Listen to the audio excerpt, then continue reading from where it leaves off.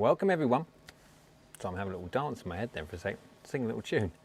Hope everyone's good. Jay Smith here. Welcome to the AskGolfNut channel. Welcome to, well, I suppose it's going to be affectionately known as Mizuno JPX925 Day, JPX925 Day or Mizuno Day, whichever one, doesn't really matter. It's always fun on a launch day. Doesn't matter what manufacturer it is, but obviously Mizuno is today. So we've got the 925 hot metal video that I've just released. So I hope this live stream doesn't interfere with people watching that one. It may do, but it will always be there after the live stream finishes. And then we have the Pro tomorrow. Yep, Pro tomorrow at 3:30, and then the HL the day after that at 3:30 as well. 3:30 is my normal in the afternoon. That is UK time. That's my normal release time. So everything back to normal as from tomorrow. Right. Who's on at the moment? We've got some bits and bobs going on the chat. I've been getting involved as I've been getting ready. So has everyone watched the first video that I did? 2 o'clock I think it was, the embargo time, which basically showcased all of the JPX925 hot metals, the hot metal Pro and hot metal HL, who they're going to be for, etc. Everyone loves a chart, so there was charts involved. And I have just done the latest JPX925 hot metal full review, full forgiveness review on my channel for everyone to watch. The hot metal did very, very well. Right, let's make that a little bit bigger for my little eyes to see. There we go, and for everyone else's as well. So, Ashton's in the house. Hello, Ashton. Is the HL suitable for a 5 handicap with 90 mile an hour plus swing speed, looking for forgiveness, but with decent spin, descent window, and hard combo defined? Absolutely. If you don't mind the larger size, obviously we are talking about aesthetics. That's it. It's got thicker top lines, thicker soles, definitely thicker soles, bigger blade lengths. Has got a little bit of offset as well. Again, how much you subscribe to the offset theory is up to you. But 90 mile an hour plus is perfect, because the problem with a 90 mile an hour swing is it's fast, and if you use your 90 mile an hour plus swing speed on a distance iron or a 28, 27, 26 degree lofted 7 iron, that thing is flying, and it will fly. The problem is it will fly way too far, which isn't functional, into a green, because you've got like 876, yeah, it's been a long day. 8-9 pitching wedge, and then, well, what degree is that going to be? What loft gaps you've got between and all that. There's many problems with distance irons in the hands of very, very fast and also very, very slow. My 90 mile an hour is probably too fast for the HL. I disagree, Andrew. I think to be with the nature of HL and all HL models, especially when you're looking for something with forgiveness, you need, let's just say you're looking at a high handicap golfer, got a really fast swing speed but needs forgiveness. If you put them in the hands of something like a 26, 27 degree lofted 7 iron, that thing is just going to have such a variance anyway, but on the good shots it's going to go 200 yards carry, and it's going to be a fight to see how many wedges they can have in the bag, as opposed to you have the high launch ones. It's got all the help you're going to have in the forgiving models, normal standard forgiving models, but with more loft, and so it's not going to go as far, and you're going to have much more standardized gaps between clubs, and you're still going to get all of the help. I guess if you're a 90 mile an hour and a sprayer, yeah, well, I suppose lessons is always the key. Lessons first. I mean, I obviously, within reason, review golf equipment. That's what the channel does. But I've always said this, and I will continue to say it. Obviously, you watching the reviews because new equipment's around. Everyone loves new equipment. It's great. I can't help it. I'm a golfer myself. I love the new equipment. I love new stuff, and I love new ideas that some manufacturers have. I like how the new stuff looks, how it changes and stuff. Every golfer, that kind of way, just loves equipment. They just love it. And so lessons first.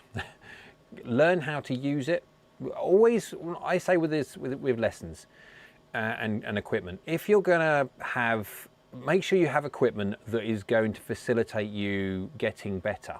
As in, if you're having lessons and your equipment just does not fit, like so wildly out of your fitting, Even though your fitting may change after you have lessons, you kind of know the direction you're going to go. If your equipment is that bad, then it's going to inhibit you getting better. It's going to inhibit you being able to deliver what you need to deliver, or get used to the swing changes that you do, because the equipment is not going to work, whether it be through shaft or through lie angle. There you go. But lessons first. So here we got. I've got a cough I need to do at any point, but I'm just bearing in mind I've got the yeah. Dave says, any time frame for 925 Forge and Tour models? I'm embargoed. I cannot say a thing officially. However, I would say this: if 925 was to follow the same pattern, release pattern as 923, then expect something at the right early point of the new year, if they were going to keep to. Yep. I'm just going to scroll up, people. Sorry about that. Hi, Don says, hi Jay, great video with the new Mizunos. Thank you very much, Don. Appreciate that very much so. Anybody thought they looked a little bit like the JPX900? Kyle? Yes, I can see where you're going with on that one. I can, definitely. Until I see the HL data, I'll stick to my recommendation for the Cobra Tour for 90. Cobra Tour's a great iron. Andy, I'm not going to moan on you. No, I cannot say anything against you on that. The Cobra Tour, everyone knows how much I like the Cobra Tour iron. For its balance, it's just a great iron. Trust me, Andrew's correct. Andrew's correct in a lot of things, to be fair. Ashton says, reason for thinking is iron play is likely my weakest, wedges are fine, drivers are large strength. Wow, that's interesting skill set, but yeah. But greening regulation, especially on par threes, is a struggle. Lessons first. There is a reason for that. I would love to find out personally. I can't help it as a coach as well. I look at questions like that and instantly my brain's going, oh, I want to see how that guy delivers. I want to fix that. Lessons first. Neil's in our house. Hello, Niels. Hope you're well. Pitch and wedge in the hot metal HMP is 42. Definitely need for at least 3 wedges below. This is my issue when it comes to anything like this. I'm really happy that Mizuno didn't crank the living daylights out of these irons and say they go 5 on the 923. Well, they would do because you cranked them, but they didn't. And I think it's like a ½ degree on some, nothing on others and stuff like that. And I think that's a really good idea. The reason why they cranked them ½ degree, from what I understand talking to the Vosh, Chris Voschel, wealth of knowledge, is through flight. And it's because these ones were launching different to the previous ones. And so to keep them working throughout the set, 'cause obviously you've got loft that changes. We all know that throughout a 4-iron and a pitching wedge, gap wedge, sandwich, we kind of know that loft changes, but the technology changes in the head as well. And to make sure we get a consistent transition of distance gaps between the irons, because of that technology change and how things work, they just needed to adjust them a fraction. They're being really picky. They could have just left them the same. I mean, really tweaking something ½ degree, but it's doing, again, it's no different to Ping. Ping do the exact same thing. They do things because it's the right way. Not because it's necessarily what the marketing says is a great thing, but they just do things the right way. Mizuno haven't gone mental on marketing, which is great, saying that these things now we're going to crank them to 25 degree for 7-iron. Look how far that 7-iron goes. Well, it does if you're using reviewers that swing at 90 mile an hour plus. If you get Bob, who swings at 68 miles an hour, that 25 degree loft of 7-iron's going nowhere, apart from probably cutting daisy heads off. Daisies are small flowers in the UK. Right, Carl says, had my first lesson today, Andrew. He got me turning my right palm to the floor at impact to stop early release flipping. Oh, like that way. Yep. Went from 163 carry to 182 with the, yes. Wow. That's a heck of a gain. Yeah, there you go. Right, so let's scroll back down because I can now. Thank you for everyone that's keeping on doing your bits and pieces, allowing me to catch up. Don says, I agree, lessons are the key to improving your golf, says the man who just bought a new driver head, Aero Smoke Max, and a Callaway mini driver, 1.5. Don, you love your equipment.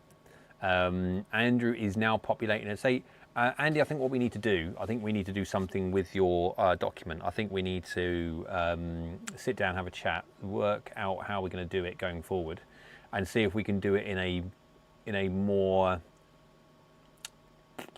user-friendly way.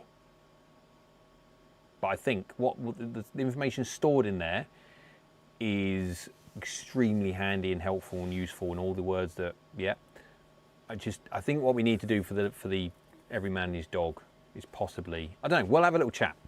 Data updated for HO from days, yeah, pro and HO data from Cool Clubs, interesting. I haven't seen the Cool Clubs one with their robot. Now, does their robot test? Now, Andy, you're a wealth of knowledge on this one. Does their robot test like certain amounts across the face by a certain given amount? How much are we talking about? I don't know. Does it move like 3/4 of an inch, or how is it actually stipulating where it hits? They have 2 tests. I'll read on and wait for the other part of the information. So spin is a big aid on par 3s. True. Carl says, yeah, the forward lean closed face with a good impact wrist position can make huge distance gains. I still need to do my review, don't I, of the updated, I won't show that because that shows my address it got delivered to. That's Hack Motion, by the way.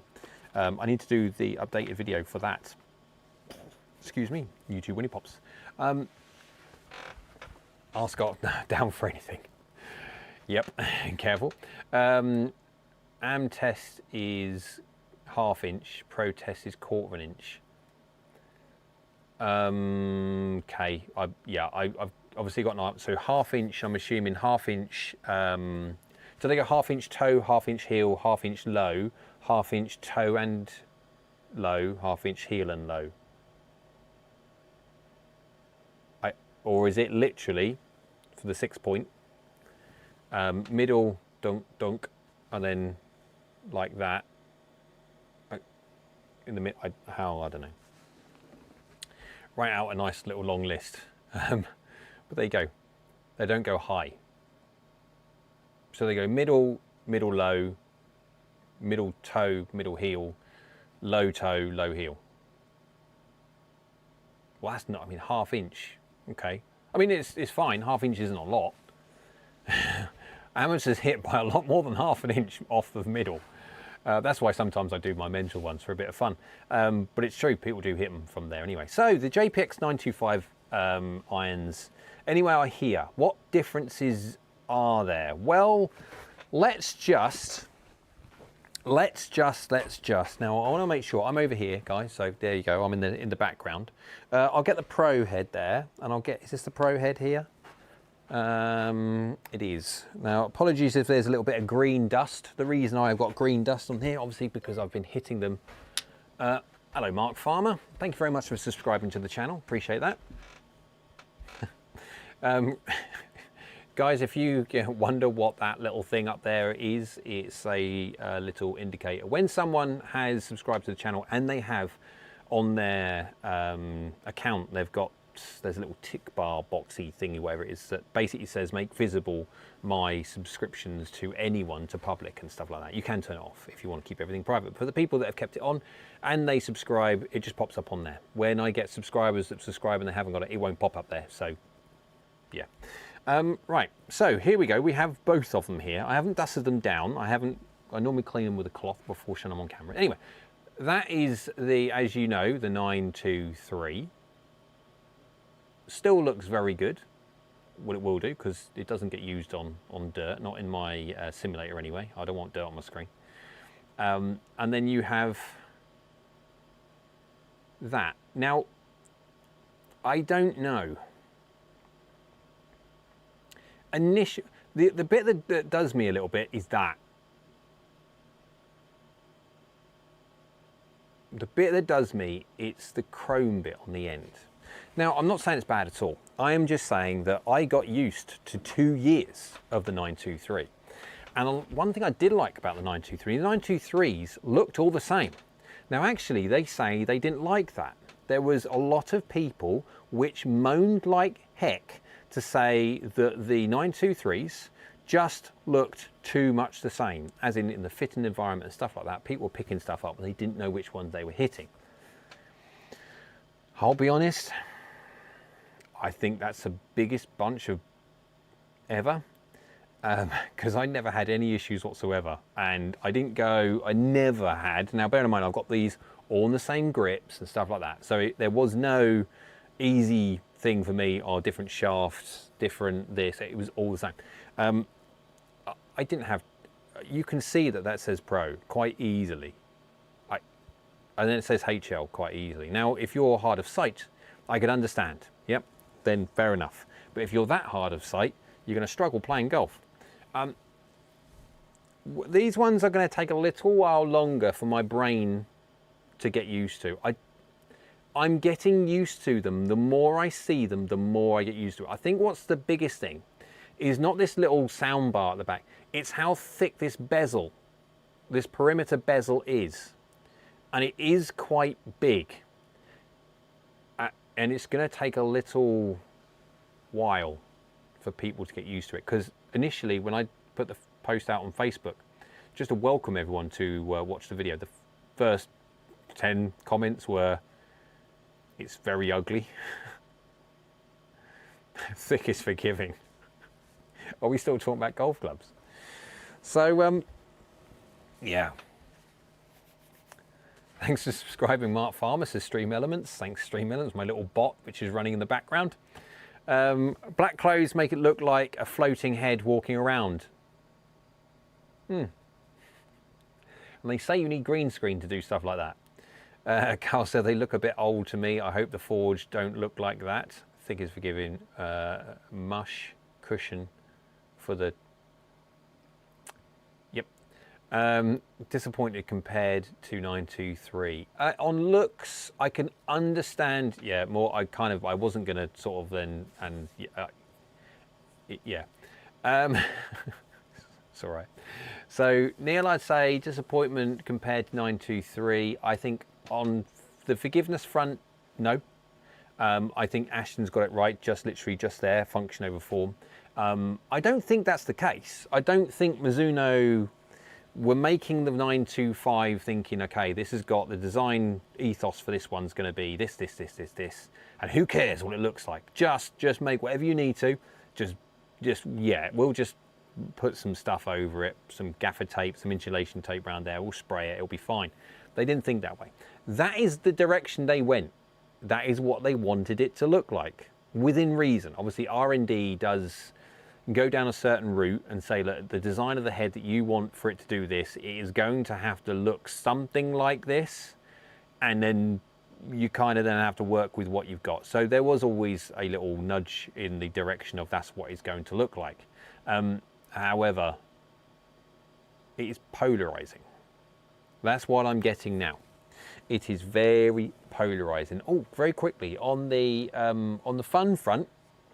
And what I mean by the fun front is that for the people, for my subscribers, my members, sorry, will know what this means. Yep, that is a ZX7, and that is in plastic wrap. And more importantly,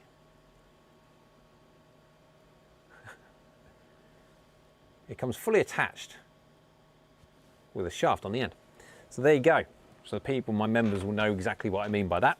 The poor modus. Well, the modus is an interest. I've got, was it a 120 modus, 120 stiff modus, which actually is the bend profile wise of shafts. If anyone who likes bend profiles of shafts and gets a bit nerdy when it talks of shafts and stuff like that, the modus 120 stiff has got the most funky bend profile, I think, of any shaft that I've ever measured in a steel, at least.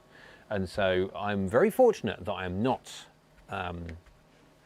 shaft sensitive, because it was, yeah.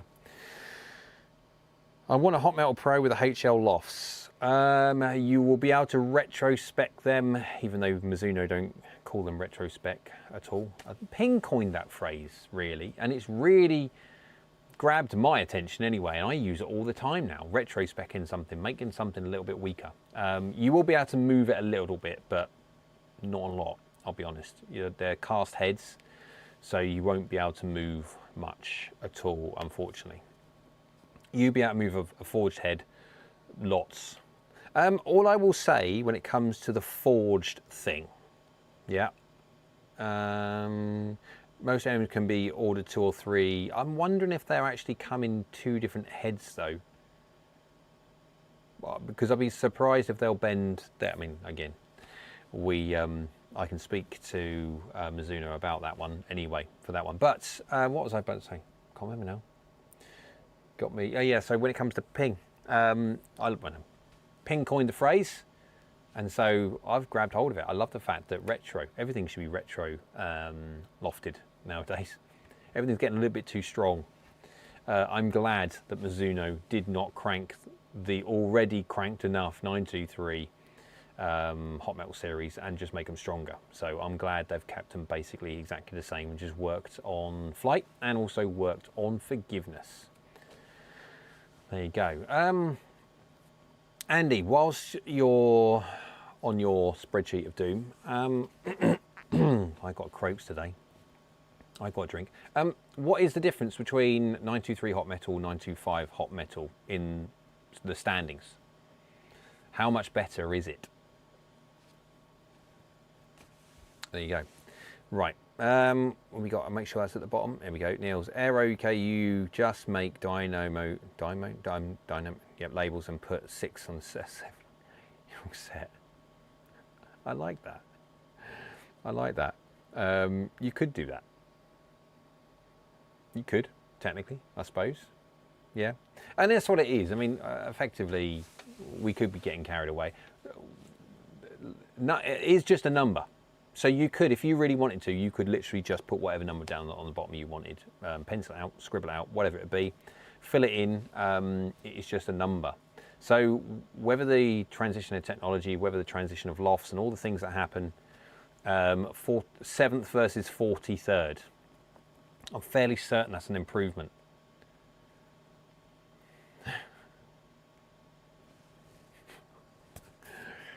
It's pretty good. Just a bit. So it's done well. I mean, I when I was doing it, I couldn't believe it. Some of the shots I was hitting, I was going, what? I wasn't expecting that. But yeah, there you go. So the forged front, without sort of saying anything that I'm not allowed to, there's something that's coming with a forged. There is no, I think when it comes to forged, there is no doubt there's going to be a forged. So it's not like I'm breaking any embargo saying the fact that there's going to be something, there's not going to be something or anything else like that. But what I can say is that there's a really interesting option with the forged which is coming. That will obviously, generally speaking, I'm assuming it's going to be in January again. We'll go from the point of view of going by the 923 release pattern, that it's in January. However, I know that there is a certain option for the forge which will be very interesting. I'll let everyone else mull over on that one because I can't say any more anyway. If you just measured, if you measured just tee shots, it would be number 1, never to beat. If you measured just toe shots, sorry, my God, it's been a long day. It would be number 1, never to be beaten. The toe shots on it are just ridiculous. And the only thing I can think about that is the fact that obviously of the face rotation at the same time. That toe must be so flexible in the face. Yeah. Because obviously I'm gaining a little bit through that as well. But wow. 925 Tour may be a totally new eye, my opinion only. J-Aid, nothing. There is some chit chat around the water cooler. I cannot say anything. I'm not allowed to say anything. But there you go. Jay said nothing. That's right. No, I didn't, to be fair. So everything's, all the chit chat around the tour side of things, and I have heard it on other parts as well. Other forums have been talking about certain different things, and I have heard that there are some. I mean, I won't repeat it. It's got nothing to do with me on that one. But there is some chit chat around the 925 Tour. There is also some talk about 925 Forge as well, but I will say there is an interesting option coming with the 925 Forged, which I think everyone will be quite intrigued by. There you go. It's the milled slot inside. It is that milled elliptical thingy-mabob, which is a really interesting, I don't know if I can get that up. If I can get that up at the same, can I get that up at the same time? Don't know if I'll be able to do that. Because I'd be really cool if I could try and get this up. And if I can get this up, it'd look really good. Because I could sort of show you rather than, that might pop up on that screen there. Is it going to pop up on this screen? That'll work. Okay, I can do that. Let's see if I can grab this. I'm just now looking for a window capture. There we go. And see if this works. It does, but I need to.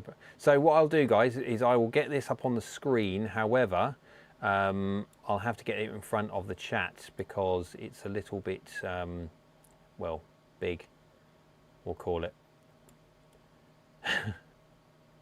There we go. I think I can get away with doing it a little bit bigger. I'm doing this in the background, guys, so you don't have to watch me do this. That's the whole idea. And I'll move it up to there. Right. There you go. So here's the JPX. And you should be able to see then, there we go. So we've got what you see there. And that is the elliptical lovely behind there. And you can actually see a cross section on there, how they are milling out parts of the face. So that's the middle of the face. Obviously that's the bit that's 2.4 millimeters. The bit that does not need to be any faster, but they are milling all the way out to the edge there. I mean, look how that is past scoring line. That gives you some idea. That is past the scoring lines and it's still down to 1.2 millimeters. And I would say that's on the edge, on the heel, that's on the edge of the scoring lines on the left-hand side there. But it's working like exceptionally well, like really, really is. Can't complain at all on that. Just looks, the interesting thing about the 923 hot metal, that little picture down the side there, it looks infinitely more complicated. But it's not, unfortunately, because they couldn't do what they can do now because it was basically cast that way. They couldn't do anything really else with it. Now they're casting it, but now they're milling the back of it because obviously it's done in two pieces. And we'll go into other bits and pieces about the tech, should everybody want to. But it's interesting, I just find it interesting how they are doing the CNC milling. And apparently they're brazing it together. They're not laser welding it or anything else like that, because they're saying with the laser welding they cannot control the consistency of the weld and how much weight it adds. Phone's going off again, we'll go away on that one. Reacted to more silent, thank you. So they're brazing it, I think, together so they can control the level of adhesion between the two heads, and of course making it look really quite good. The heat warps the face too. Almost like the 923s is a muscle back compared to the drawing being reinforced in the middle, brazing lower temperature. There you go. Yeah, the 923, the 923 is great. I mean, that where is it? Red Grip, I should know. The 923, Niels, you've got a set of these Hot Metal Pros, and I can understand why you do. They are my favourite. Again, no different to the new ones. They're my favourite. I'm not favourite of this grip though. I'm never a great fan of multi-compound because of their corded bit. I don't like the corded bit. Rubber grip self. But it's the lines. Now the interesting thing about the, I mean, I've got to do a 1v1. I've got to do a compare between the Hot Metal and the Hot Metal Pro. And the interesting thing, what they have done with the new ones, as opposed to the old, because the old ones had that chrome barring all around the outside, and because of that chrome barring, it's an interesting one. It does look smaller. The I don't know if I can actually do this without sort of like jabbing the camera.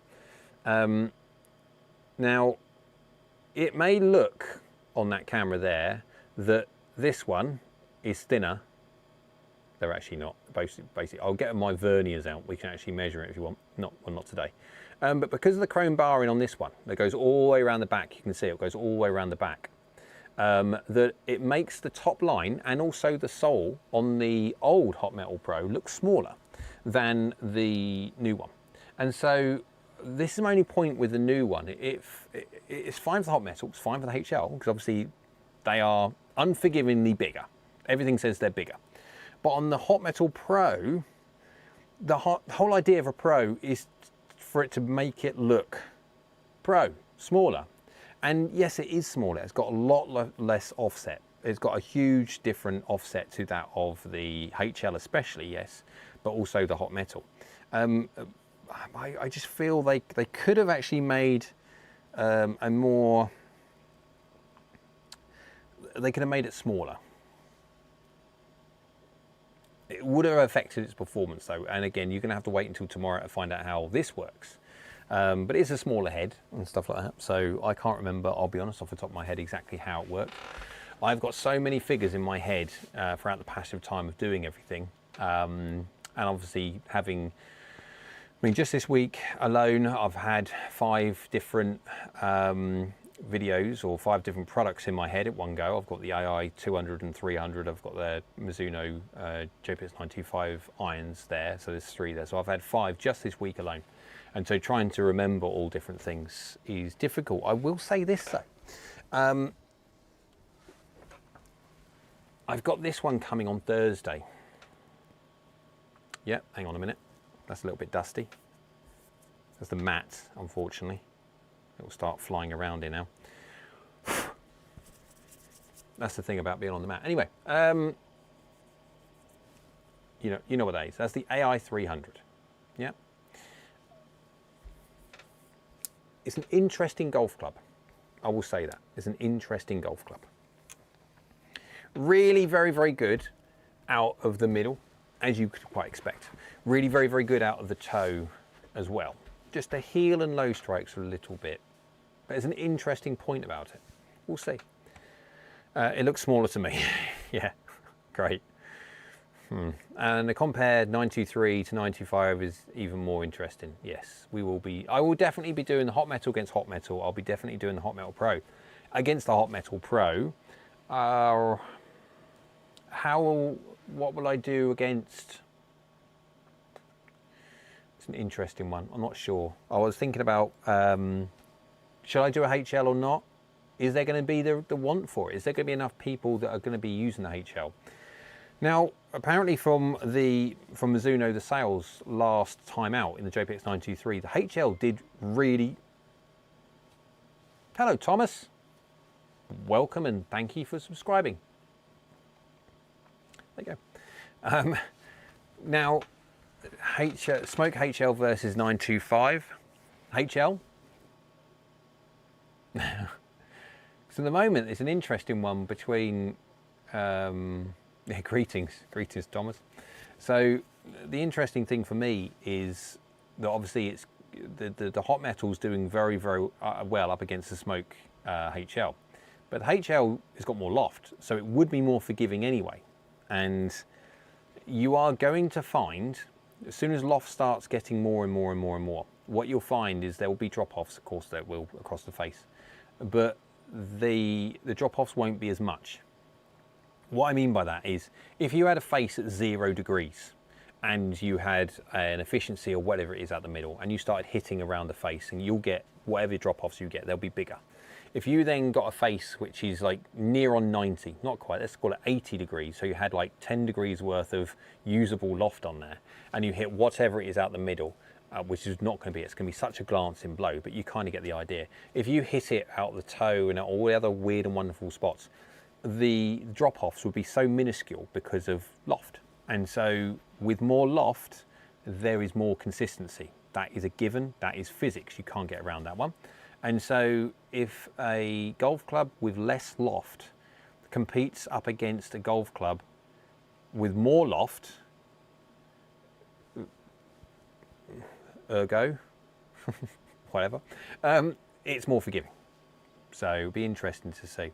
Ashton, seems counterintuitive to make the HM Pro at 28 degrees so low Surely lower the loft, the higher the handicap as a rule of thumb. Hi guys and gals. Hello Martin. Hey Martin. Hello mate. I hope you're well. Right.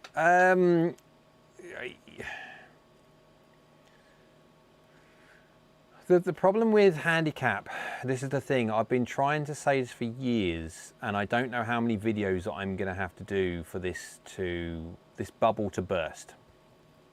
And I honestly feel, and Mark, to a certain extent, he said similar things in the past, but hasn't really bothered saying anything of late. I think he's just got fed up of saying it, and it makes no difference because, again, you've got so much other stuff peddling the wrong information that effectively the people which are trying to bust the myth, are trying to put the right information out, are being effectively silenced by so much bad information out there.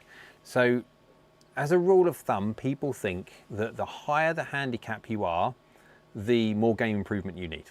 Yep. So the more distance irons, the more this side and everything else.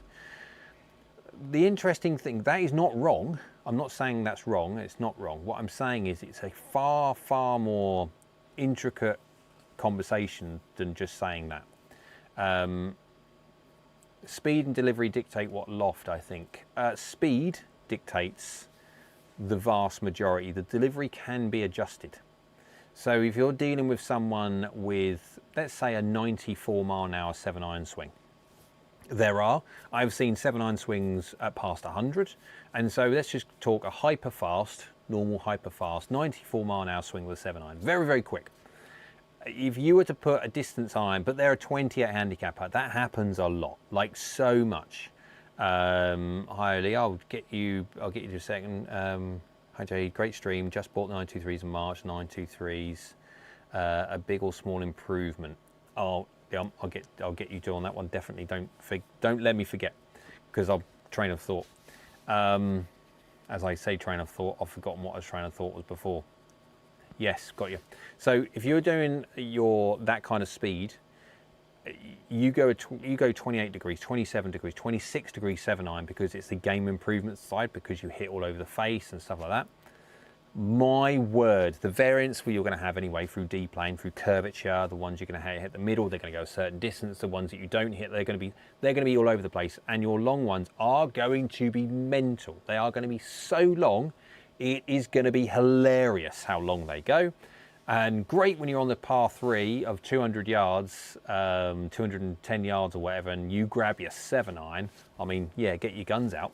But it's completely non-functional. It really is. So the whole idea of conversely go down the other route, I have seen high handicap golfers that hit the middle every single time, but they've got no idea whatsoever of where they're pointing the face.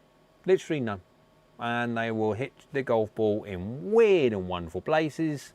So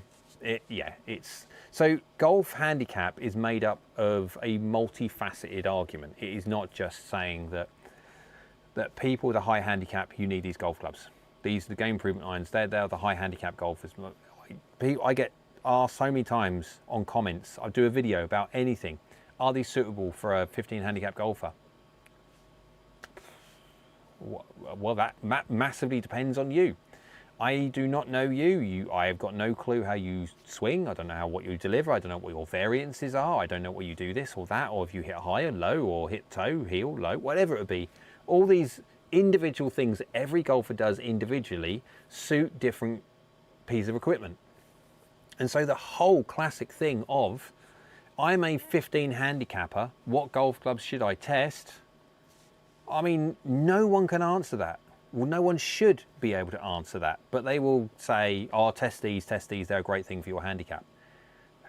Handicap is a very poor indicator of actually what golf clubs someone needs. What I have taught and custom fit many people over the years that are in their 20 handicap, so a decently high handicap, 20-something handicap, and they are better with blades, or at least CBs, which are basically blades anyway, but they've gone down that because they hit the middle every single time. You're talking about sports people, you're talking about people like builders and people that do like with manual dexterity, they have a very, very good hand-to-eye coordination. They hit the middle nearly every single time, better than me sometimes.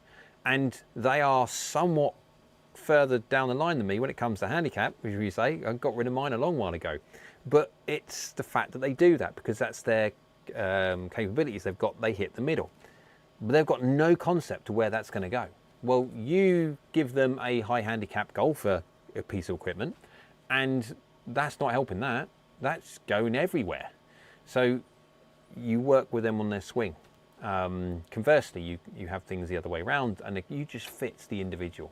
So for the 50th time, probably more,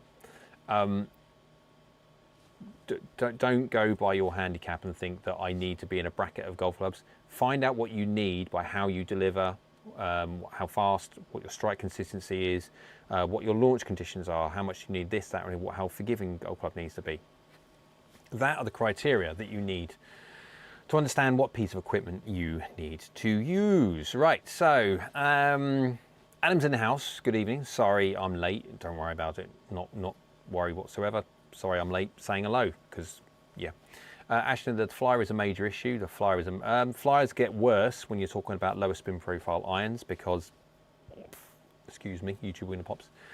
On the golf course, so I won't burst a bubble here, but the AI 300 video, which is coming Thursday, is the spin profile on one of these is relatively stable. What I mean by stable is, that's not good or bad. What I mean by it is the fact that you have something called speed orientated spin.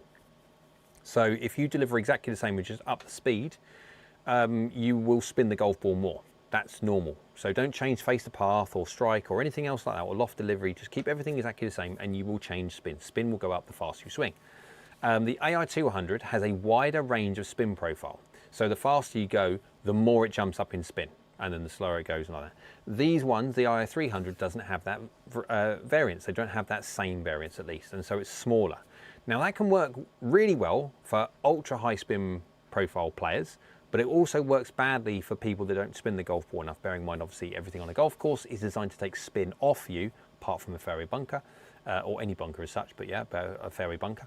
And so if you are running a spin profile in and around 4,000 for your 7-iron, yeah, which is common when it comes to especially lower swing speed or medium to low swing speed golfers, which don't have the delivery that has loads and loads of spin attached to it, and then they have irons like that, you flyer-wise, you can get something which goes miles because it drops a little bit of spin and it's straight away in the knuckleball territory. You get that into a 7,000 RPM 7-iron, it's been and gone the day you have those, but if you knock 1,000 off that, it's fine. It's still going to showcase a little bit of a difference in distance, in carry distance, if everything of delivery is exactly the same, but it won't be that much.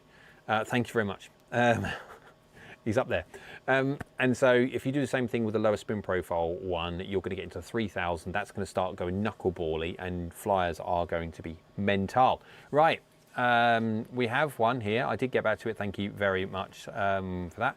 Hey Jay, great stream. Just bought 923s in March. Are the 925s a big or small improvement? Okay, looks and feel.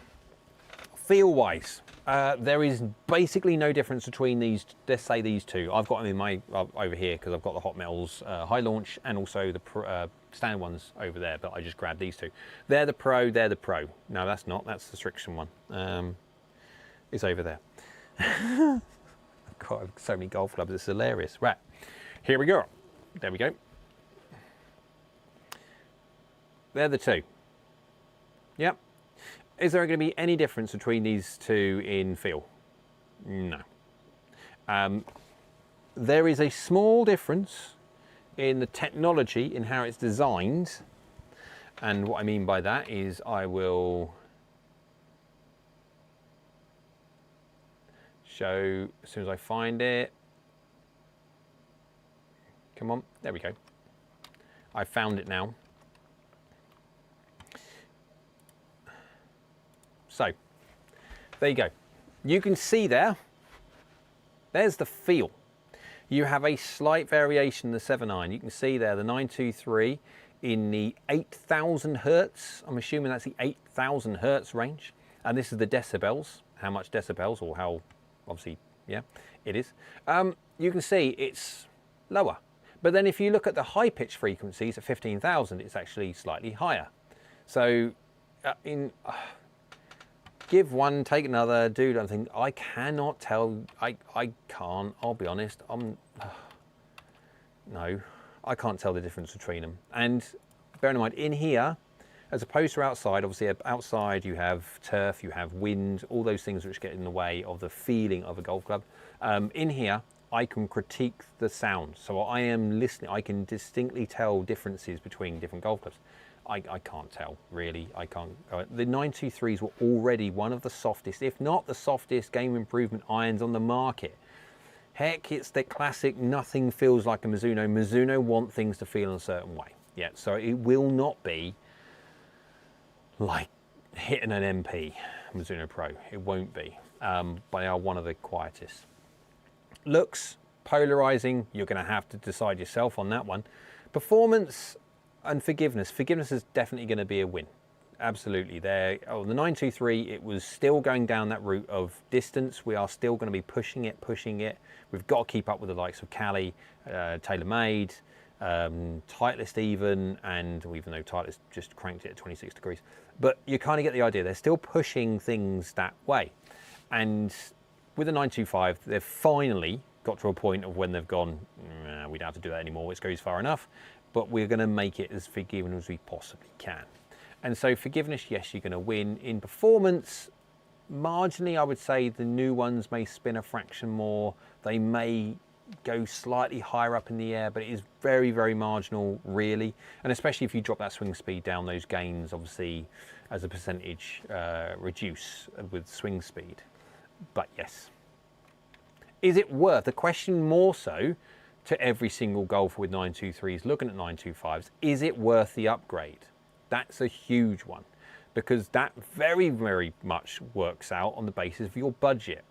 And depending on your budget, how much free money you have flying away and round and around the place, you can just grab hold of at any different point or pick off your little money tree.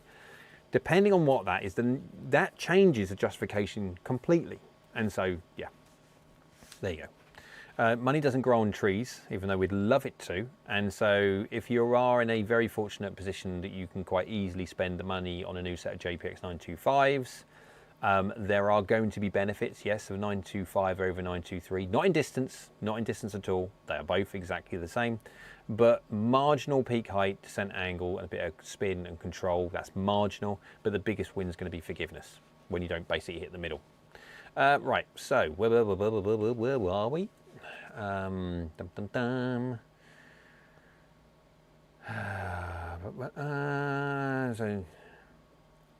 So shots needed to catch up.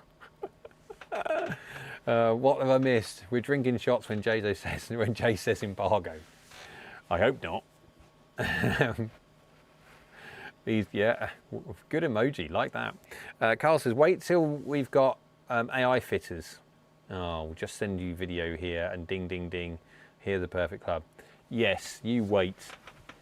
Well, it's not manufacturers, they don't really pay for people. Well, they do, they pay, obviously, a lot of the ASMs do fittings on certain occasions, but they do have the demo guys that go around and do like demo days. We all know that. They go around accounts, golf courses, driving ranges, and even non-grass places, and they will do demo days. And of course, at one point, you are going to get the old classic. I mean, Mizuno have gone already down the route of using some form of technology like that in the Swing DNA. The Swing DNA is an incredible piece of technology. It is brilliant, that everyone should use it in their fittings, regardless if it's a Mizuno fitter or not, just to see how their bend profile is. See, I mean, there is no way that the amount of variance I have seen people being fitted into with different manufacturers and different shafts, they're doing it through either bumper car fitting, where you are searching for the perfect shaft on that day for that golfer in question. Bear in mind, we all change different days, we're not all exactly the same. What you're looking for is a shaft that's going to be relatively consistent most of the time, not that perfect shaft through luck, more luck than judgment, on that day for how you deliver that day. Because if you change again the next day and it doesn't quite work, what you're looking for is a compromise. You're looking for a consistent compromise of you delivering like a human being and having something that's going to work all the way through, not something just very peaky on one day. That's bumper car fitting, and you're going to get lots of bumper car fitting on the basis that not all manufacturers have the same shafts. And so if a manufacturer, if an account which does all the range of manufacturers, if they turn around and says, let's use a swing DNA, Mizuno obviously have a lot of shafts, so they can use that. They say, you are this, your bend profile is this, you will suit this type of shaft. Well, that instantly takes away X amount of manufacturers. And for fitters which rely on commission-based selling and selling as their livelihood, that is just taken away a huge amount of competition as such, which they're going to need, because to get lucky, you just need to get lucky with one. And so doing that bumper car fitting is a better idea for them. It's horrific, really, being honest, can't stand it. But there's business reasons for doing it, which again, I don't like, but there you go. Still got the quote. Done Leo's question, there we go. And he says he's put the Shrixon on the floor. He's going to step, no, I haven't. It's over here. I'll tell you what I will do. This is going to make its way on the channel at one point, somewhere. I'll stick it there. I'm not going to stand on it. And I'll put the, I need to do a giveaway. Half a Shrixon on it. Oh, the poor thing. The poor thing. Oh. Wall of shame. Well, yeah, I can put the broken club up as a wall of shame. It's my own fault. For the people that don't know, funny story. I do what I've done here. You can't see here, but when I'm sitting down, this is obviously my editing desk, and also where I collect all the information for the stuff that I've just done on camera. And I've got, so the desk, obviously, that I'm up against. And I'll put the desk, I'll lean the shaft up against the desk. Kind of get the idea. The problem is I had it round the corner here, and as I was walking around, it fell off, and then it went up against the leg of the desk. And I've got a leg which there's a desk, and then it goes down the back and then goes across, goes like that. And of course it laid on that one, and of course then I stood on it and it kinked the shaft. It went dink and it just bent it.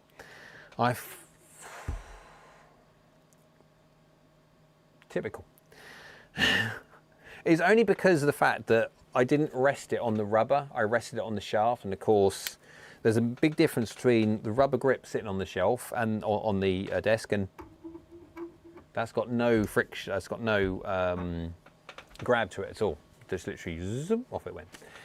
And there you go. So Carl says at higher decibels, the same 2 decibel increase actually sounds proportionally a lot louder than the same increase at lower volumes.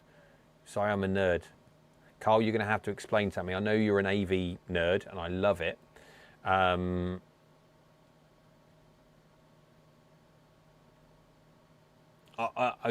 not disputing you at all. I do not dispute you at all. I will absolutely bow to your greater knowledge on this one.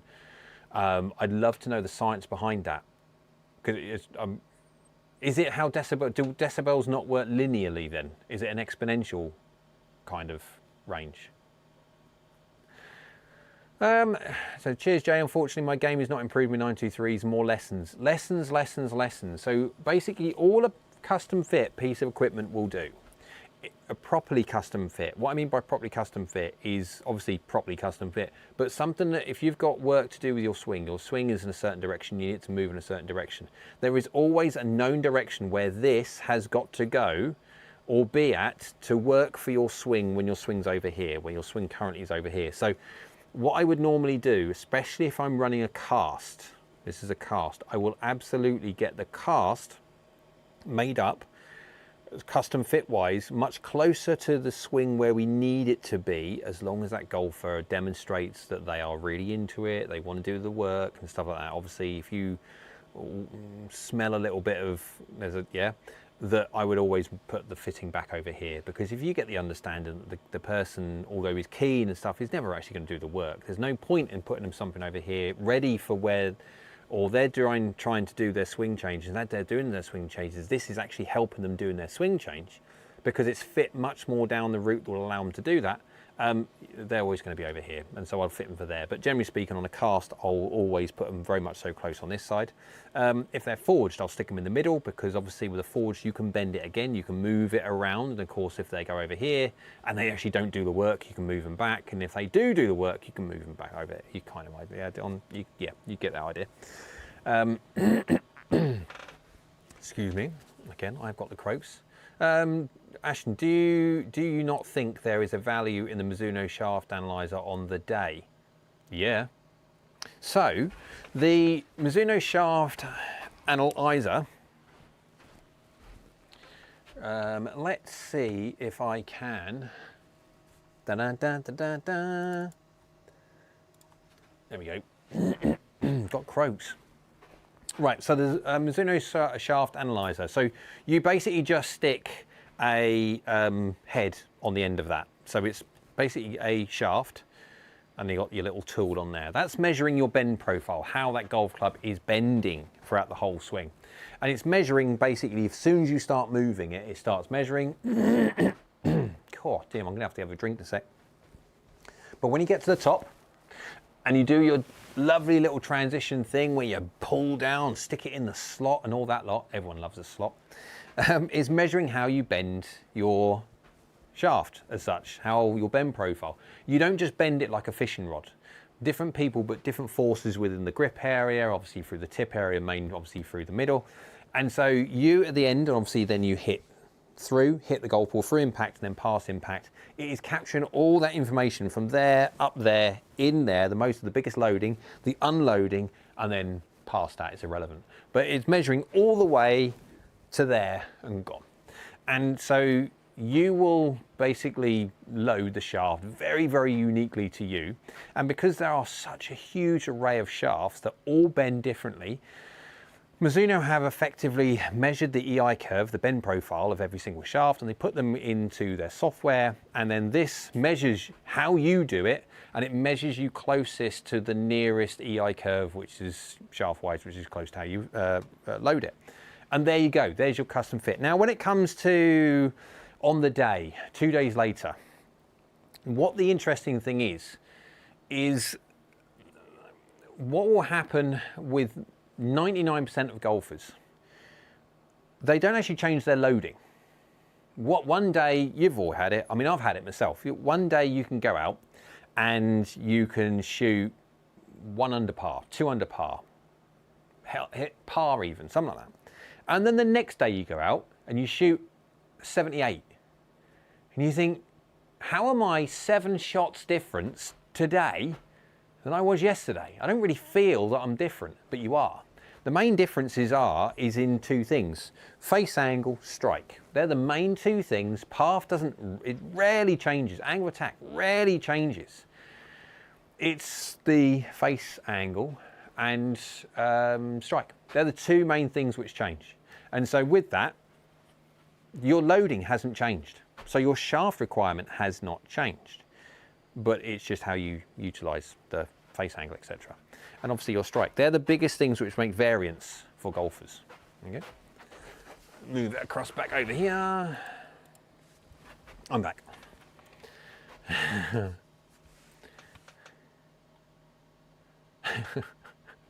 Right, let's scroll up a little bit. Hang on.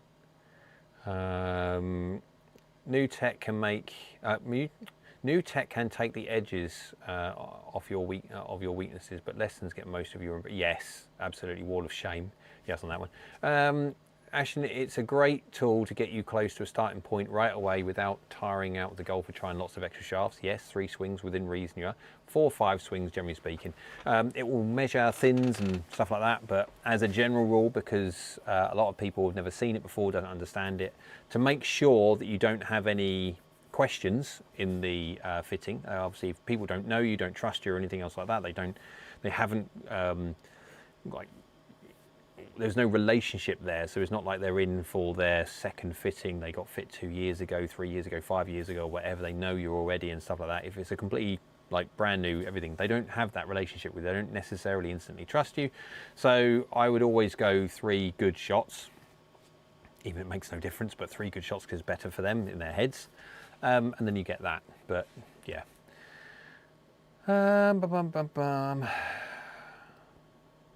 we're too old to hear the higher sounds anyway. That's a good point. I was going to actually say to Kyle, you know those little things you get sometimes on scrolling through social media and it says how old are your ears, and then you press the button and it's basically you're supposed to press the button again when you can't hear that high pitched sound anymore because you go like that one. Is that actually right or not?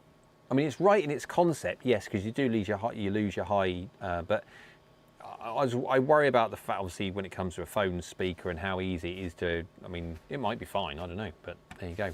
I would have thought, really, it's done a bit more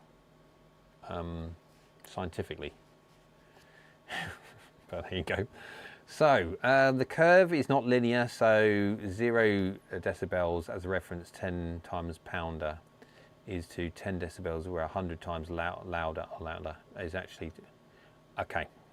Yes, so that makes more sense. Yes, because of the fact it's not linear. Yeah. I can't spell for. Sorry, I can't talk for either. Drunk already. Poor Kyle. Poor Kyle. Mark, lessons first for sure before new clubs. Had 9 months of lessons once a month and then got fit for my irons. When you're first starting, absolutely true. Huge improvement in my game and totally different irons purchased compared to what I have been fit for before the lessons. Very true again. Very clever. Yorkie Bar 1962 was absolutely on it there, absolutely. I wish, Adam says. William's an house. Hello, hope you're well, William. The shaft analyzer works amazing. I was using a True Temper Elevate 95 stiff, I know it well. Used the tool and suggested Project X LZ 6.5. The shaft feels so much better. Initially, people would turn around and say, what? 6.5? Actually, the 6.5 LZ is not as stout and strong as what people think. The LZ has very actually much so, like, now I haven't got it because I put it in the bag, the Modus 120 stiff. It's not the same. So if someone come in and they're having a custom fitting and instantly you could see straight away, oh, hang on, by the numbers, I got so used to seeing the Mizuno numbers on the DNA system, I can near enough pick the shaft as soon as I see these numbers. I can't do it by looking at people. There's no way that I can look at someone and going, oh, you need a dynamic gold, this one. No, I'm looking at just the numbers that the person's producing. Of course, the new one being Bluetooth, and so I don't have to get involved. It's all Bluetooth to the iPad anyway, and instantly you can turn around and go, yeah, this is going to come out something like a 120 Modus. If they don't get on with the 120 Modus, the only shaft which is similar in its bend profile, anywhere near close to it, is the LZ. The 6.5 is the strongest one, but it is by no means mentally strong, even though if you were to go the Project X 6.5, much more stiffer profile, even though the same number. There you go. Right, Adam says under par through 1 hole, perhaps not 18 though. What are you playing now? Andrew says, William Hartman, that's a big difference in profiles. Glad you got the change done. Absolutely, that's a huge change in profiles. Ashton's try 71 to 93 in 1 day. Tired, were we? Wow. 1.5, I hope. Would have thought it would be set up. Oh, for reply. I think we're replying to Ashton on that one for Martin's idea. Possibly, very much so, could be. I would say a lot of it, again, is strike, and the cause of the issue is strike and face control. What caused the cause is a different thing. It could quite easily be ball position change slightly, so low point control is different and stuff like that. Phone speaker isn't good enough to produce the sound anyway. Thank you. That's why I'm not just being daft. Ollie's in the house. Hello, Ollie. Don't like the look of the JPX. Zoo. I'm trying to make they. No. They also, Ollie's down below again. They look like a shiny version of the TM Sim irons, and the JPX text looks too cheap. Oh wow, that is a heck of a word. Bear with. Well, the interesting thing, right? This is the thing with the JPX, and I'll go get. Yeah, I'll do it properly this time, shall I?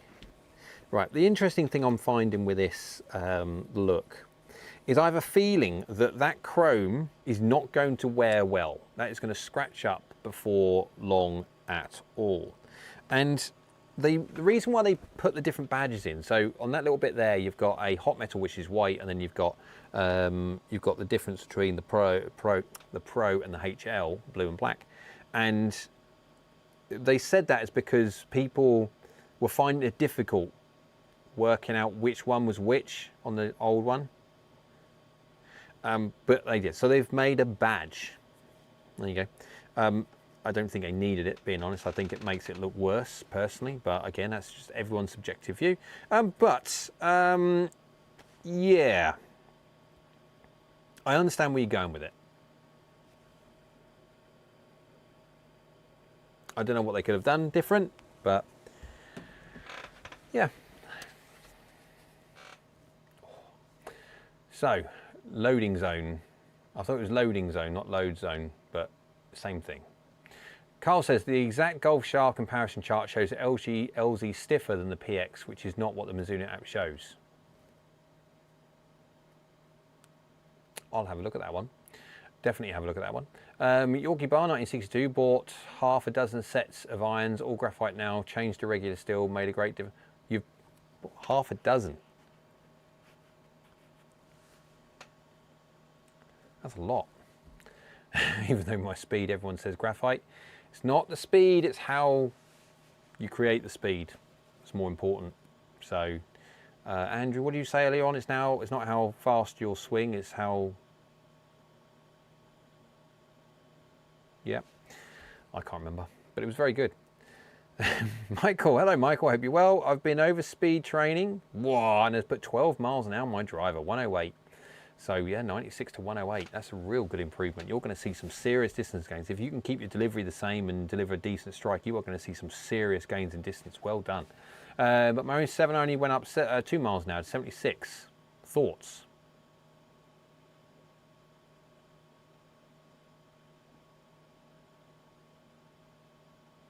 Wow.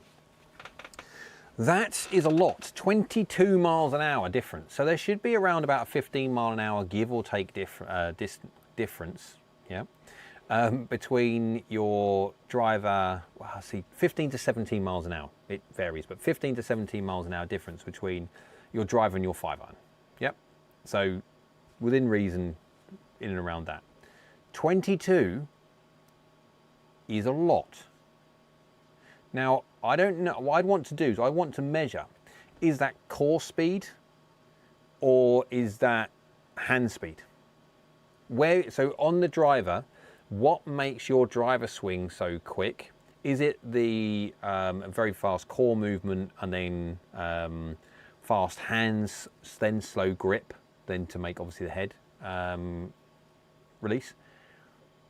Or is I mean, that's a really interesting, I've not got a clue. Anyone would not be able to tell you. We'd need to measure it, like properly measure how you do things. Any good pro would be able to see that. I mean, you could see it. That is so much of a difference that when you talk about the intricacies of certain delivery dynamics, it's difficult to see. I'm a great fan of launch monitors over pictures, unless you've got hyper quick slow motion cameras. Video's worth not much. If you're working on certain things like dynamic lie delivery and stuff relative, so your hand position relative, and if you're talking about how you move your shoulders in an over the top kind of move on the, you can do that kind of thing. You can't measure it, but you can see if there's a distinct difference, yes. But when you're looking at, you'll be able to distinctly tell this. So go to a good pro that can measure what's going on, because it shouldn't be difficult to work out. I don't know what it is because I can't see it. If I could see you swing and I could see how you do different things with the 7-iron and a driver, we could obviously address it. But until someone physically sees, it's difficult. Well, not impossible, but yeah. Andrew says, you occupy that the KBS PGI, PGI or TGI graphite shafts are extremely good at feeling like steel, but giving the benefits of graphite. Ashton says, sorry if I missed it, but when are these being released to the market? Checked some of the retailers. No literature on the sites as yet. So, I will help you out on this one. I don't know, it's so good that I've done this. I didn't realise that I was actually going to be doing this, but we'll do it anyway. Does this help?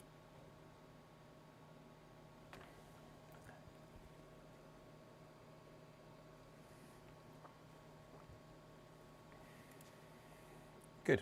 There we go. Ta-da! So, thanks, Mr. Voschel. Chris Voschel is singularly the... Oh, I moved that. It's probably a bad idea if I move that around. No, that's fine. Chris Voschel is singularly the most... I speak to many manufacturers. I do.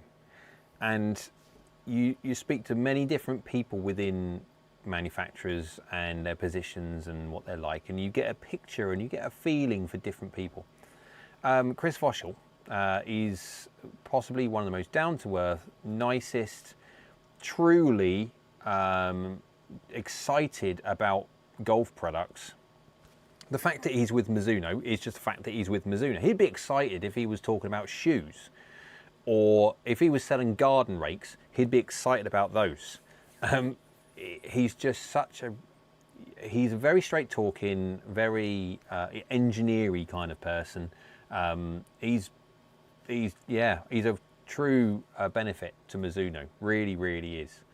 But yeah, thanks to him for actually giving me this, because I'm guessing, and I haven't watched any of the other JPX925 content from other sources, but I'm assuming that not many had access to the same pictures, etc., that I gave up on mine, because the information that I was given basically from initially the team, the Mizuno team, to showcase what's inside these heads was just text, meant nothing to me whatsoever.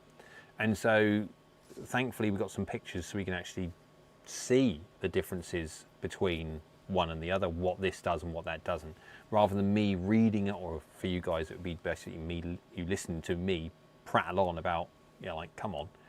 But looks really good, like really done well. So where we are. So we've done Ashton's one. Andrew, not how fast you swing, it's how you swing it fast. Thank you. So it's tempo thing then, Andrew. Again, we need to measure. I would really like to know Michael's swing. I'd love to see his 7-iron swing and his driver swing, and his dynamics, his club dynamics, delivery dynamics. Right, Andrew says, too heavy on shafts, the 7-iron. Unless he's swinging scaffold poles, there is no chance of shafts. There is something very, very, very interestingly different between his swing to have a 22 miles an hour difference. Like, properly, yeah. Harry, hi Jay. Hi Harry, hope you're well. It's not the speed you said to Yorkie Bar. I find it is not the speed you said to Yorkie Bar. I found my 110 grams steel fibers getting too heavy to handle. But if weight is that important, I got no idea how light I should go. If you don't like, so the main trigger for too heavy, I mean, if you're physically tired, this is the thing, I mean, you're physically tired, it depends if you're physically tired because you've walked 18 holes, but if you're physically tired through swinging, then it's a clear identifier that these are very, very heavy, statically heavy, and obviously fairly heavy anyway. And so I would look at going down. I mean, okay, I mean, it's a similar thing. If you were to go to the driving range, hit 100 golf balls, you will be tired doing that because you're hitting 100 golf balls relatively quick succession. Bang, bang, bang, bang, bang, bang, bang, bang, bang, bang. Relative to golf, you may have 100 shots. I hope you don't. But if they're made up of many different ones and you're not swinging that much. So if you're tired from swinging, not from walking and stuff like that, then yeah. And it's a 127 gram 7-iron to 55 gram driver for me. It is a big difference, it is, but again, I mean, that's I don't know off the top of my head exactly what I am. I'm a KBS dollar taper 120 stiff, so they're probably around about the 118 or so maybe. But then I go down to, what's my driver shaft? Should know, shouldn't I? It's the, hang on, bear with, you better tell me. I forget sometimes what it is. I'll go get it instead. I'll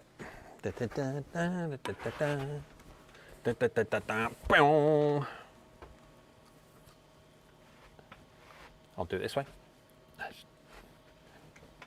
There we go. It's the Hulk shaft, the hazardous green, lovely. What's this? This is the 6.5 65 gram. So however much that weighs. There you go. I'll pop that down there. Don't stand on it. It's because I like D5 driver at 44, so go light shaft for swing weight. Okay, yeah, fair enough. I don't, generally speaking, that's the great thing about not being shaft sensitive. I'm not really bothered about anything. Don't care about swing weight. Doesn't bother me about swing weight whatsoever. I can use ultra light ones, really heavy ones, super stiff, super lightweight, flexy lady shafts. Makes no difference. The only thing it will make a difference to me is fluff. The only difference it will make is the fact that obviously I cannot get around physics, and there's always going to be a certain amount of bending that way. So from, obviously, as you're swinging like this has a center of gravity, the shaft has a center of gravity going through the axis of the shaft, so it runs all the way the entire length. And of course, the center of gravity of this is over here, relative to the center of gravity runs through here, you see, yeah? And so this tries to catch up with this, and so this ends up bending. And so I do get bending, and when it comes to the weaker the shaft, the more bending, because obviously the center of gravities can move more. I have droop issue. Yes, I do. I have a droop issue. Okay, Mr. Robot, don't rub it in. So, but I am susceptible to droop. The interesting thing, though, is I'm not really that susceptible to CG chasing. And so what I mean by CG chasing is I know that I am susceptible to droop, as in toe down droop. But I'm not that susceptible to CG chasing. So the center of gravity of that head is behind where that shaft is.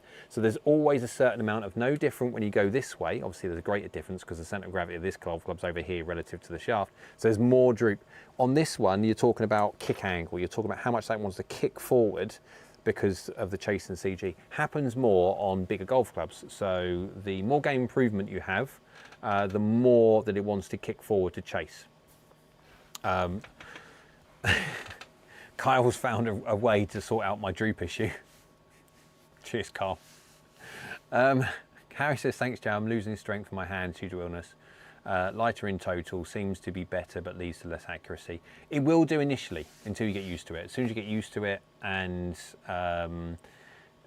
again, any change, it takes, for most golfers, if they're changing within a data set of, so when I used to coach and custom fit full time, especially if you're changing equipment for whatever reason, not within their bag, but within different equipment, especially within a custom fit, the first 3 shots, 4 shots even, they got them for free.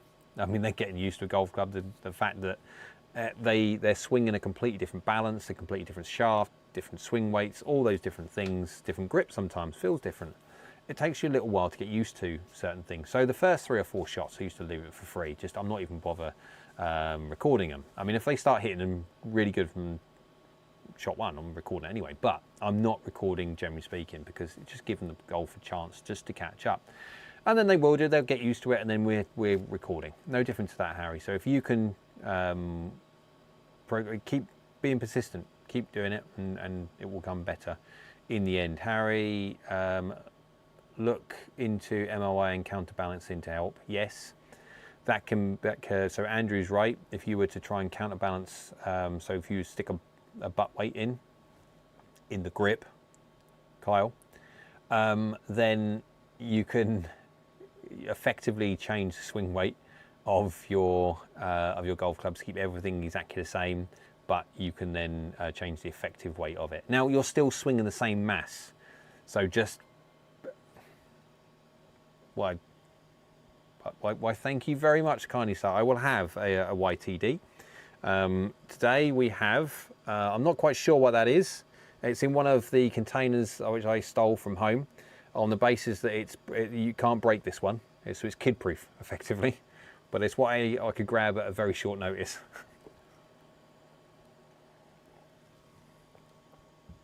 Thank you very, very, very much for the £5. It is much, I'm giving that some love. Thank you. Right, so, your parts, I feel better with steels. I don't feel the weight of the head. It seems all balanced to me. Yes, because of the weight of, I won't bore you with the distribution of weight difference between a graphite and a steel. But again, you can do many, many things, even with steel shafts. Again, what Andrew says, you can literally quite easily counterbalance the shaft by putting a plugged weight at the top of the grip at the butt end, and that affects the swing weight, what your perceived weight of it. The physical weight, the static weight does not change, but it's the physical weight of the golf club. There you go. Yeah, drinks time. Thank you very, very much. Appreciate that. Don't keep on giving me money. If not, every single time I've got a drink, I'm lucky this is not alcoholic.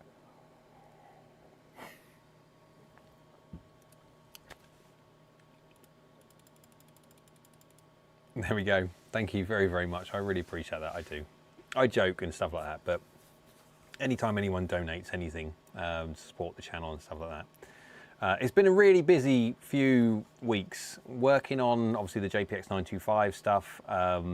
By the time I'd finished doing all the JPX925 data sets, the forgiveness testing, it was well north of 1,000 shots. 1,000 shots is a lot to hit. And so, obviously, to collate the data for every of those 3 videos. Now, of course, I also did the AI 200 and AI 300. And so that was even more shots. You can kind of go and understand where this is going. So that's the information, that's the level of work that goes into collecting the data sets for doing the videos. And so anytime that anyone donates anything, thank you very, very much, everybody. Really warms my little heart. Thank you.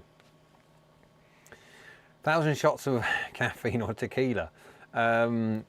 No, it was well north of 1,000 shots hit. So it was around about, it was just short of 400 shots per video as such. So 3 videos, 1,100 and something. It was north of 1,000 shots that I hit. And of course, then you're talking about the i200, i300. Now, of course, if you're cool clubs and you've got a blooming robot, you can just do it once or 6 times because they measure 6 different places.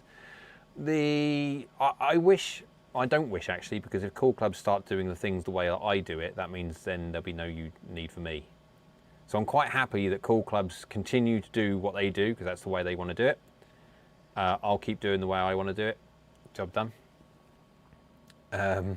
400 shots and 399 toe strikes. No. So actually what I was doing, shall I explain it? I'll explain it on a different video. So basically all I did was press into the ground differently. And so after basically what I did I don't mind saying this because this is all behind the scenes stuff, but it's true, it's what happens in YouTube world. I did the filming for the JPX925 Hot Metal Pro, Hot Metal High Launch, basically all in one. Yeah, so I was in front of the camera, in front of my main camera, and then obviously doing all the bits and pieces. And then I would then come back to the computer, get all the information from, obviously I'm running 2 simulator softwares. I'm running GS Pro, which you can see on the main screen for some nice graphics and nice golf courses. But on the likes of the other screen, excuse me, or YouTube when he pops drink, I run FSX. And FSX allows me to grab the information from each individual shot and basically pop it on the screen, then morph it into the screen, which you see that I do in edits in post. So I did that, do all the information on that one. And so, lost my thread on that one. Yes, there we go.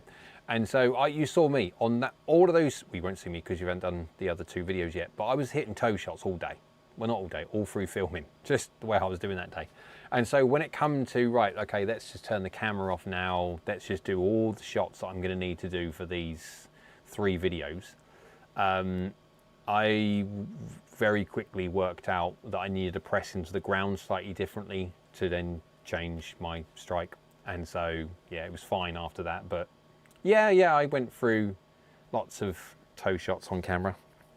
But it happens. We're all human beings. There you go. Oh, dear me. Oh, move the legs a little bit, stretch the legs. What's time?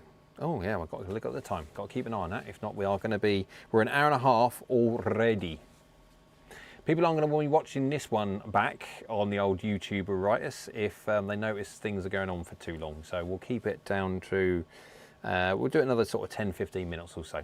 Keep it, we definitely want to keep it in and around the hour and a half-ish time.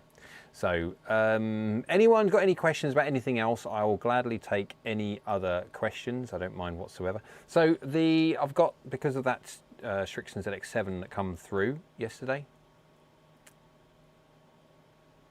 Today? Could have been today, can't remember. That the Pro 243 against the ZX7 video is now back on. I've done the video. The interesting thing is I've done the video already. I just need to do the hitting for it, and I can't do the hitting for it if, yeah, or is it the way around? Can't remember. Doesn't matter. I've got something done, but I can't do the other one until I've actually got that one. But now I've got it, I can continue on. What is the capital of Yemen? Well, Y, I would say, but from that point, I don't know. Basic question, best way to clean grips. Right, actually, so this is the best way to clean grips, and I do this a lot. So let's just pick on, oh God, dear, my legs. I'll pick on, yeah, let's pick on a rubber grip. Let's pick on a rubber grip. So in my hands, I have a AI Smoke HL. Yeah, there you go. So that's in my hands, I've got that. Now, and I've got a rubber grip. I use rubber grips. I don't use multi-compound, don't like multi-compound. I like a pure rubber grip. So if you are looking, there's 2 different things. Oh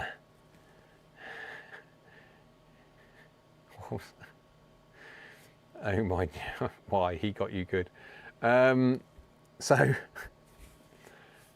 when it comes to rubber grips, they can go shiny, especially like the Golf Pride Tour Velvets. They can go quite shiny, and if you leave them like that, it's basically oils of your hand, that's what happens. But if you leave them like that for too long, they can crack, and then they are useless. So, oh, chair. Under normal circumstances, if they're not gone a little bit shiny, or you could feel, if they're just fine, you can just get some just mild washing up liquid. So Fairy or any other brand is allowed, and just give it a wipe. Yep, wipe it down, and then rinse it off. So under the tap, if you want, under the tap. Just damp dry it, as in just sort of do this to get rid of most of the drips, but then leave them to air dry. Do not dry them with a towel. Yeah, not dry.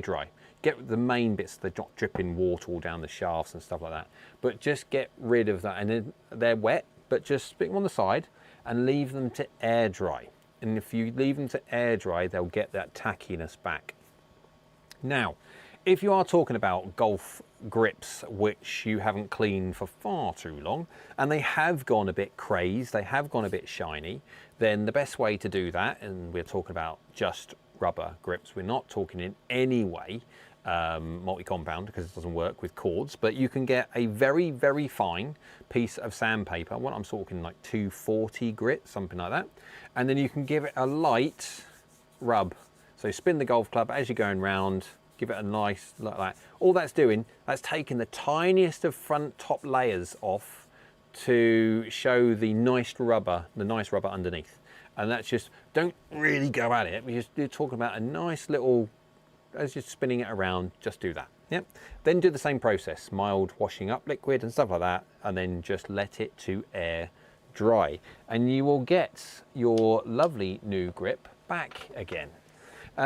Again, that only works obviously with full rubber grips. It doesn't necessarily work as well with multi-compound because of the cord and stuff like that. But yeah, that's the best way to look after your grips.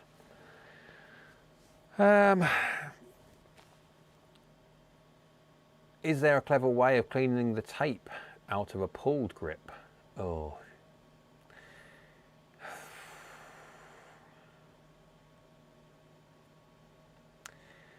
Yeah, so it depends. So if you're dealing with different types, there's a lot of people which cut them off. They try and basically get a razor blade and then zip, zip, zip, zip, zip, zip, zip, zip, zip. You can do that.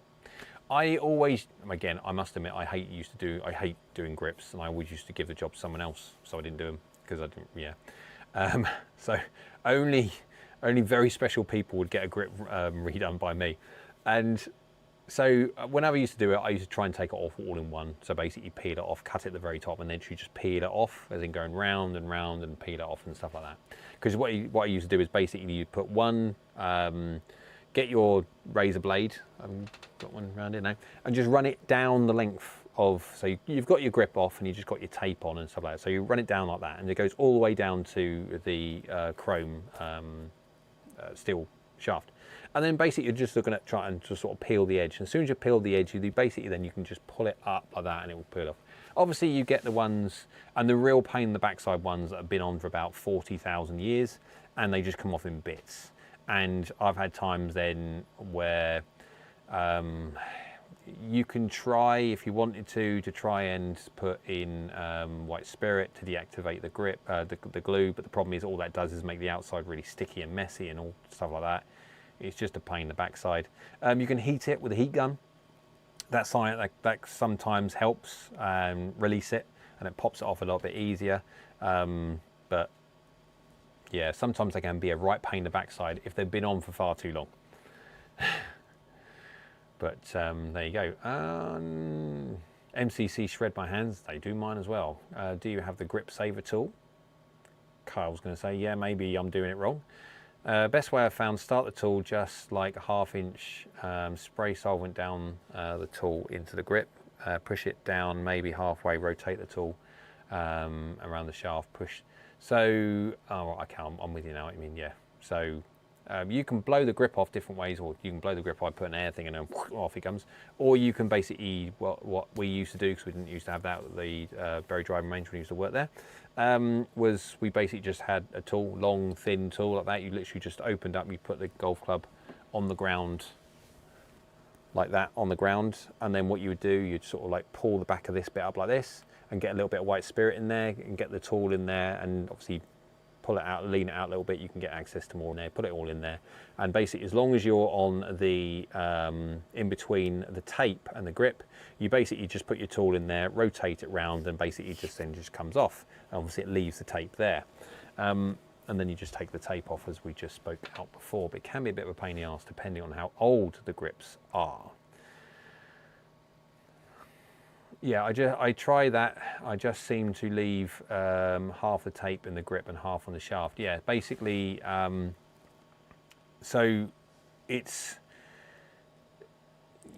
the tool that I used to have. There used to be on the little blade, on the long blade, there used to be like a little concave bit where you can actually run the stuff down, and it's basically a case of I always used to use the concave bit, so it's not flat as such. It's like a long thin blade, but it's not flat. It's got like a little concave bit. I used to run that bit on the side of the grip, and so when the stuff goes in, it goes down this side between the tool and the grip itself, and so it goes in between then the grip and the tape. Not then, if you go down the other way, it's dry on the other side, you can push it and it can actually scrape through the tape, and as soon as you scrape through the tape, sometimes the tool then goes underneath the tape, in between the tape and the shaft, and that's where the solvent goes.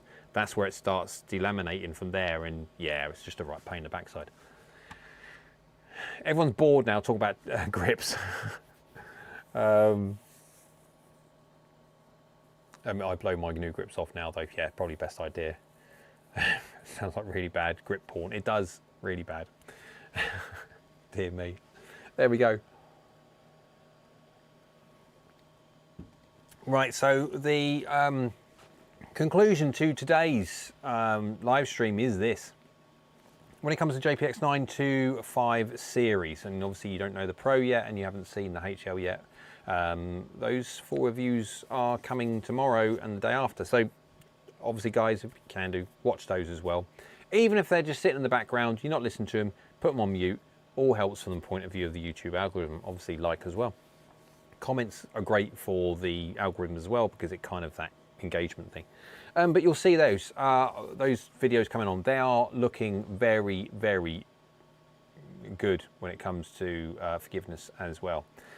I can't remember it, I'll be honest. Andrew, you'll be able to, yep, see them when they come through, and then you'll see if they're good or not. But the hot metal, really very, very good iron. It's a big improvement in forgiveness over the old one.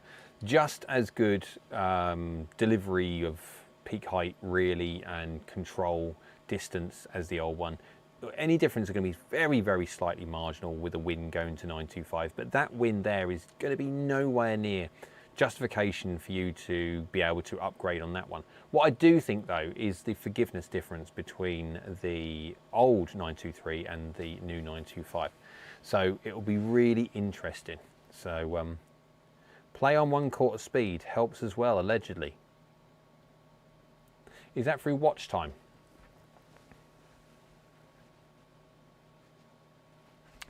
I wonder.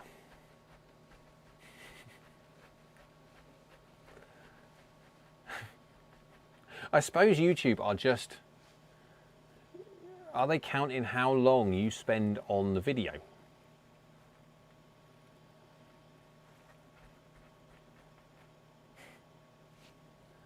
Hey Dave, hope you're well. Nice to hear from you. I've been lurking, but thank you very much. So, it's got like...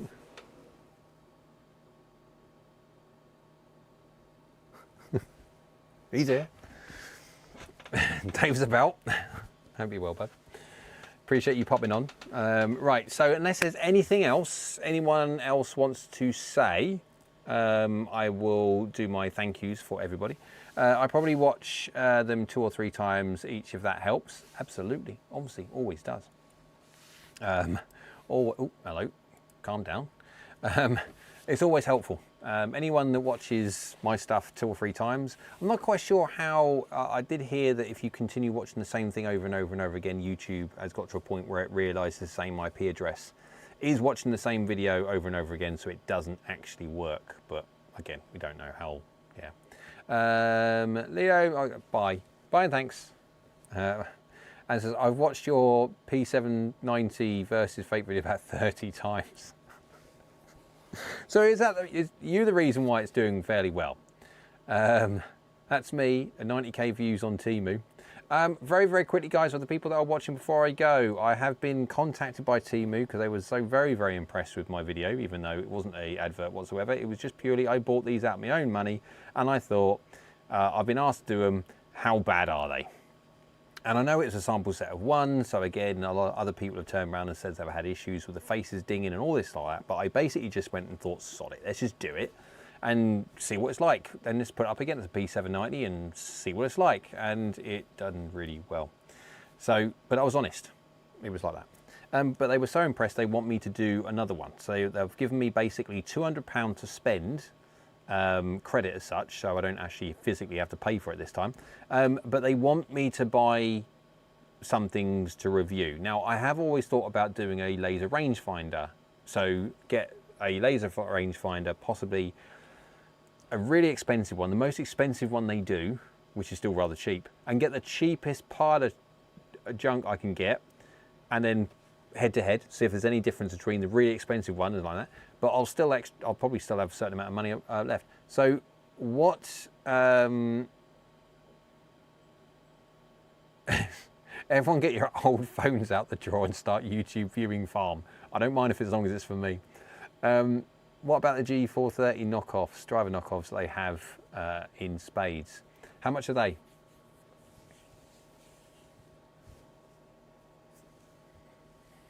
And what are they under? Because I will have a little look.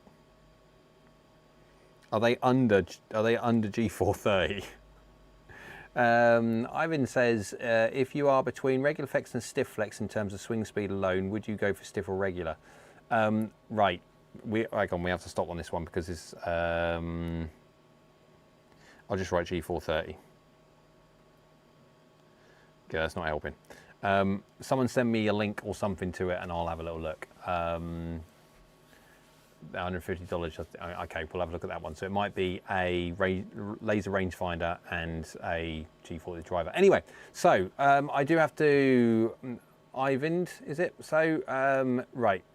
What you need to think about is not your swing speed, it's how you load the shaft. So I would absolutely, categorically state that you need to basically do this. You need to go somewhere, if you still under the idea, the concept, that you are basing shafts, flex, based on swing speed alone, then it's like wrong. Why is it wrong? Because if you look at shafts, here's an example. I mean, just in this one alone, I've got a Modus Pro 120 stiff in this one. This is LX7. And if you were to put that up against another stiff, or heck, even another regular, actually the regular flex shaft can be stiffer than that one because all shafts from different manufacturers have different bend profiles. What I mean by different bend profiles is that not all shafts bend the same. And so you have something like this. This is a Mizuno Swing DNA shaft optimizer. It's an analyzer tool, basically with a head on the other end. You take 3 swings, and so you get down here, you go up and you hit your shots, and you hit your shots, and you hit your shots. There you go. And then it plugs to an iPad, and how you load this shaft is downloaded straight into that, and you will load a shaft, well, however you load it. So you might have a low swing speed. Let's say you've got a lowish swing speed. Let's say you're swinging at 70 miles an hour, which is fairly low, but you could have quite an aggressive loading. Say you don't swing very far back, but you put a lot of pull onto the shaft, and of course you offend the shaft a lot, and so therefore you actually may need a stiff flex shaft, even though you are a slow swing speed swinger. But how you load it is the most important thing. So you've got to come out of the way between this whole idea of what's regular, what's stiff, what's this, what's that. Because I have had fittings lots of times in the past, which I can remember, that I have had an R, and so obviously Mizuno software and stuff, they give you the 3 top shafts of your selection, obviously, which match your bend profile as best as possible. And in those 3, the top 3, I've had an R, an S, and an X. So a regular, a stiff, and an extra stiff into top 3. Because, for instance, if you go, say, somewhere down a dynamic gold route, R, that can be as stiff as another manufacturer's stiff. And then if you go down to an extra stiff, especially like a 120X or something like this, relatively it can be as weak as the rest. And so try and get out of your head that it's not my swing speed is this, I need a regular or a stiff, because all manufacturers, regulars and stiff, are completely different variances as such, so they're completely different ideas. And so you need to make sure that when you do your selection, your fitting selection is based on known rather than just effectively guessing. There we go. Right. Okay, boys and girls, I think Unless we're good. A wood or a driver knockoff would be interesting. Okay, I'll see if I can do that. Or I'd love to see the fake Scotty. It's a putter video. About 7 people are going to be interested in that. They are doing fake Vokies for 30 quid. Are they really? Wow. Again, it's a wedge video. No one cared about that. I did a wedge video where I actually went on course, guys. I went on course. The thing that people have been asking me to do for ages, and done something on course. And about 2,000 people watched it. Or one person 2,000 times. But no one cared. It's like, I put a lot of work into that. I spent hours and hours and hours doing that. No one cares. Typical. Yeah, that's me, slow but heavy load. Exactly, yeah. Carl says, how would going to stiff hurt your swing? Oh, sorry, just how would going to stiff hurt your swing? Probably not, or it could or it couldn't, I don't know. How could it? Generally speaking, in custom fitting, there was this unwritten rule. If you didn't know, and you were between two, go for the stiffer option. Because generally speaking, if it comes to it, if you go too stiff, you're just going to make them too straight. The thing is, you can, it's that classic thing that if you take the deflection away, the greatest thing obviously with deflection is it does give you certain things. It does give you a certain amount of kick angle, does give you a certain amount of dynamic loft and stuff like that, but it also can give variance. And so you take that variance away, the only thing you're going to end up going to do is you're going to take the shaft side of it out. Now, obviously a custom fit shaft should bend exactly to how you need it to bend anyway. But if at any point anyone was in any, like, just go stiffer, because the worst thing you can do is make them straighter. You may make them shorter, but yeah. Thanks, no problem, anytime. Good nights, Jay and all. Thank you very much, Smart. I very much appreciate the very kind donation. I really very do. Very quickly we'll go on to, can I do it over here? Yes, I can. There we go. So I just want to say thank you very much to the 2 very kind donations. It makes a massive difference. Thank you very much. I appreciate that. Really do. There we go. Too stiff or too soft can produce the same errors. Where are we going? Replying to that one, okay. And then Andy goes, bye. Cool. Right. Thanks very much, guys. Appreciate it as always. Keep looking out for the JPX925 Hot Metal Pro, releasing 3:30 tomorrow afternoon in the UK, obviously, depending on where you are in the world watching that, etc. Yeah, we'll see. We'll go have a bit of fun doing some more. I've got to do the Pro 243 against the X7 now, and I've got other videos that I need to do as well, but I might take a few hours off after the melee that it's been over the last week or so. So guys, thanks very much as always. Thank you very much for watching. Thank you very much for all the kind donations, and we'll see everybody again soon.